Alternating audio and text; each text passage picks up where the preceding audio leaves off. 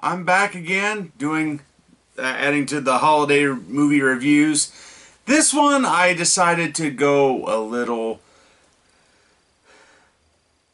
different with because there's a big debate about this film, whether it is a Christmas movie or is it not a Christmas movie. Well, it depends on who you talk to. What am I talking about?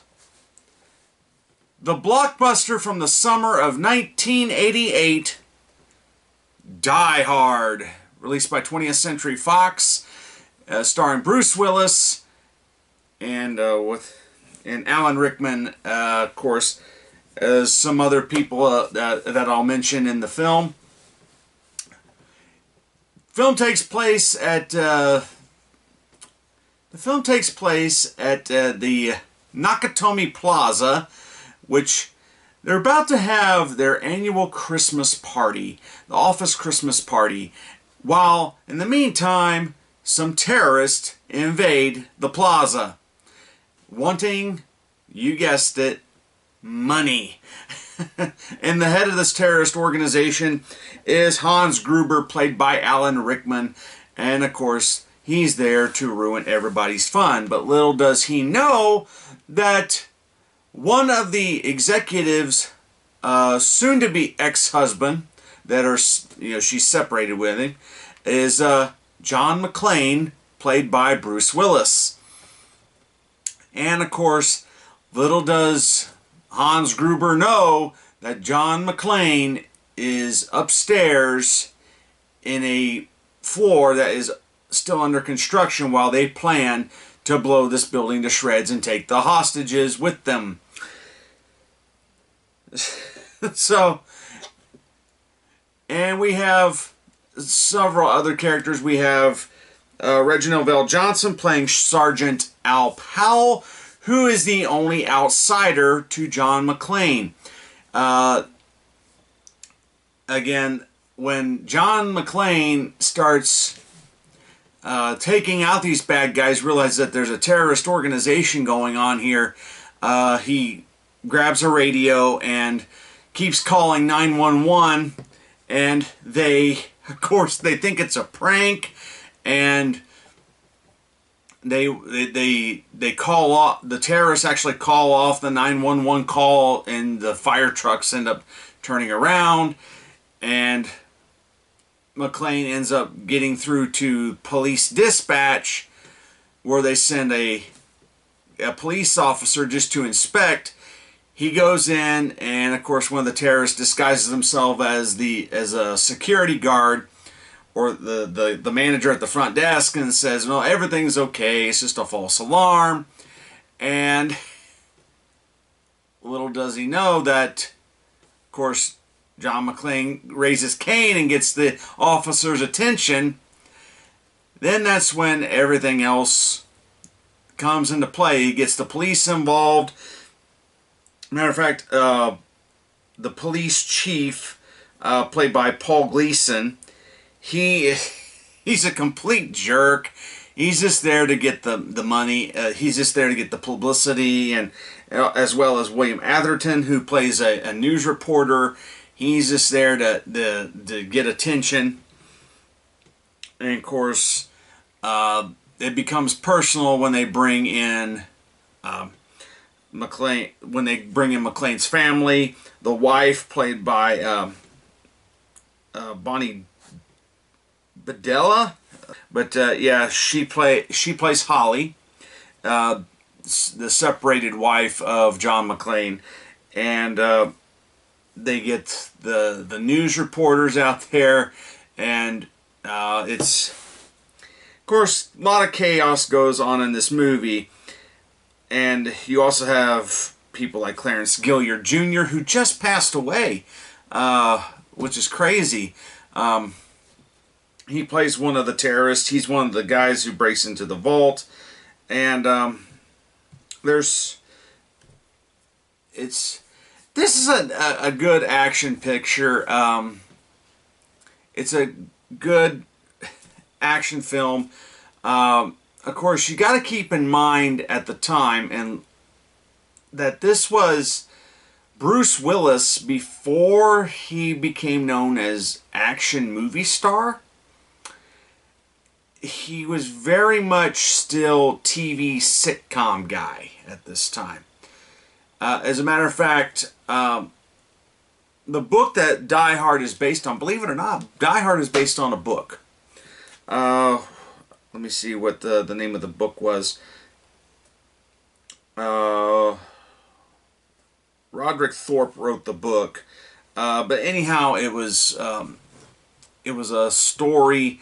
The character that is supposedly John McClane was supposed to be much older, and he's supposed to go to this plaza building to see his daughter rather than his wife. Fox originally had wanted somebody else in mind in order to play John McClane, not necessarily Bruce Willis.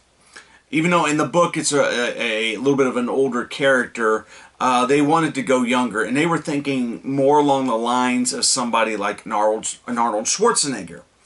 While a couple years earlier had made the movie Commando, also produced by Joel Silver.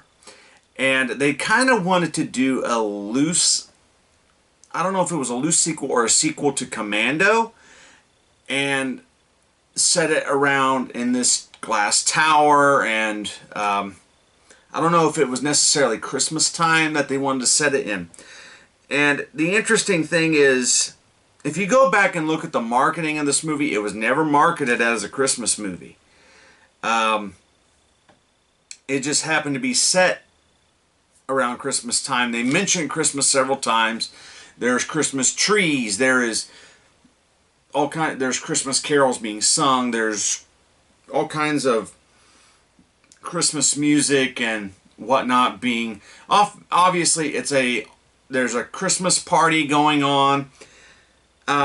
So I can see why people would consider it a Christmas movie. But it technically, in its original state, was not. I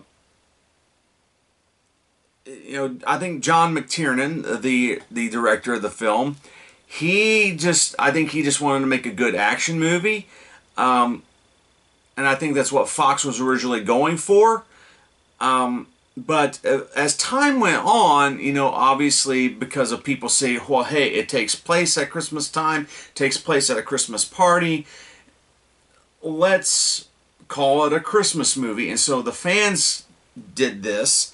And now even 20th Century Fox, or 20th Century Studios, I should say, Disney, 20th Century Studios has since remarketed the film as a Christmas movie. And they're even saying it's the greatest Christmas movie of all time. Depends on who you are. I'm sorry. But yeah, you go back and look at the marketing of the film. It was never marketed as a Christmas feature. Bruce Willis himself does not call it a Christmas movie. Matter of fact, the movie was released in July of 1988. Okay?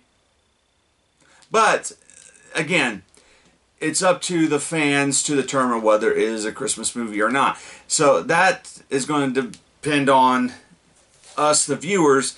I myself don't really necessarily see it that way. I see it as a good action picture. Just happens to take place around Christmas time. But we could also make that argument about Lethal Weapon, which came out 1 year prior. Also produced by Joel Silver. And it takes place around Christmas time as well. But no one calls that a Christmas movie. And however, it has happened in the reverse. A movie like the original Miracle on 34th Street. When that film was released in the 1940s, it was released in the middle of July. And it became one of the most successful films of whatever year that came out. It was in the 1940s, obviously. And, but 20th Century Fox, I'm going to say 20th Century Fox at the time, kept the film under secrecy in saying that it was a Christmas movie. They just knew they had a good movie to market, and if you would look at the posters to that film, you would see that it's carefully marketed. That it's carefully marketed not to show off Santa Claus. While this film was just a pure and simple action movie, summer action blockbuster that happened to take place at Christmas. They were just thinking, well, it's an action picture, it belongs in the summer, even though we've chosen to set it at Christmas time. So, is it a Christmas movie? That's up for you to decide. So, I myself don't necessarily call it that. I just call it a good action movie that just happens to be set at Christmas time. So, do I think the movie is terrible? No. I think it's a great action movie. It's one of those movies that it's an action-packed movie with very funny one-liners. I mean, there's a reason why I'm not going to say the full line for obvious reasons. That there's a reason why Bruce Willis says yippee-ki-yay, And, of course, the film is a well-liked film, and people enjoy it. So, again, is it a Christmas movie? That's up for you to decide. That's the thing with movies, is that you can go up and down the spectrum of I like this film, didn't like this film, I see it as this, or I see it as that. It's just a number of things that, it's one of those things where people can, it's up to the viewer to decide what is what. So do check it out eventually. Another one that they do want to overlook is Die Hard 2. It also takes place on Christmas Eve, except it takes place at an airplane hangar where some more terrorists are wanting to take down some people. So, but yeah, Die Hard. To some people, it's the greatest Christmas movie of all time. So, but it's a good action movie. So, from me to you, see you later.